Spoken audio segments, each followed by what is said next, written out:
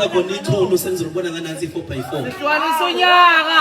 amathayisi impahla ngomo manje phansi ngamathayisi impahla phansi phansi ngokususelwa inyosi ethayini phansi phansi ngokuthi phansi